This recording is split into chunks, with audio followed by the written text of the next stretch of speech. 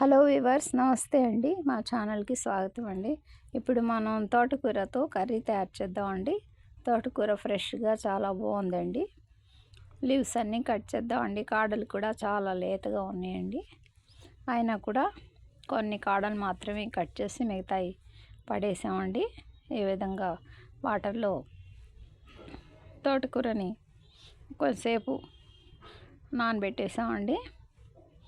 చూస్తున్నారు కదా, పెద్ద ఉల్లిపాయ పీసెస్, పచ్చిమిర్చి, పోపు మసాలా సీడ్స్, కర్రీ లీవ్స్ అన్నీ ఈ విధంగా ఆయిల్లో ఫ్రై చేస్తున్నామండి. ఒక పెద్ద సైజ్ టమాటా అండి. ఇక తోటకూర కూడా చక్కగా వాష్ అయిపోయిందండి.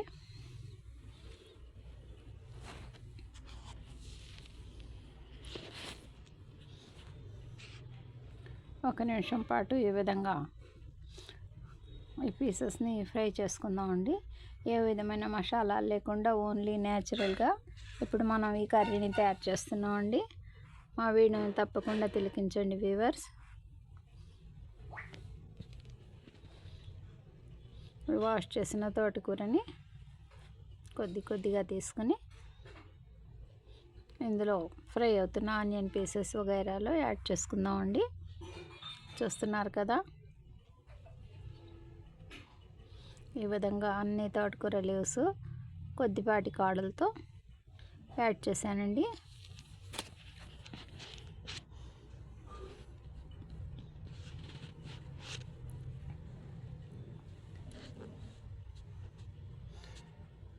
కొద్దిగా పసుపు అండి, హాఫ్ స్పూన్ సాల్ట్ అండి. ఇవి రెండు చక్కగా మిక్స్ చేసేసి మీడియం ఫ్లేమ్ మీద ఈ తోటకూరని ఇక ఏ విధమైన మసాలాలు కానీ వాటర్ కానీ ఏం వేయకుండా మగ్గనిద్దామండి. చూస్తున్నారు కదా, వాటర్ కలుపుకున్న మనం తోటకూర వాష్ చేసాం కదండి, ఆకులుకున్న కొద్దిపాటి వాటర్తో ఈ విధంగా తయారైందండి. ఇక టమాటా పీసెస్ యాడ్ చేద్దామండి. ఒక పెద్ద సైజ్ టమాటాని కట్ చేసి చిన్న పీసెస్ లాగా ఈ విధంగా యాడ్ చేసామండి.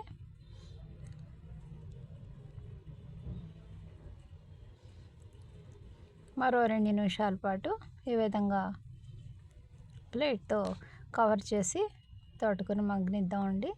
చూసారా ఎలా తయారైందో మన తోటకూర కర్రీ.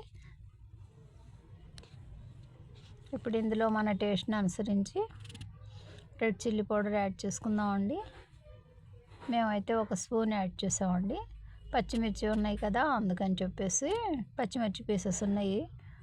2 పచ్చిమిర్చిని 6 పీసెస్లా కట్ చేసి యాడ్ చేసాం కాబట్టి ఒక spoon red chilli powder add చేసామండి.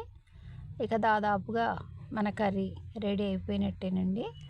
మరో 2 నిమిషాల పాటు ఇలాగే ప్లేట్ కప్పేసి యాడ్ చేద్దామండి. బాగా చక్కగా రెడీ అయిపోయిందండి. మా ఈ చిన్ని వీడియో నచ్చితే మా ఛానల్ని లైక్ చేయండి, షేర్ చేయండి, సబ్స్క్రైబ్ చేయండి ప్లీజ్. వెరీ సింపుల్ ప్రాసెస్తో మేము ఈ తోటకూర కర్రీని తయారు చేసామండి. చూస్తున్నారు కదా. బై అండి.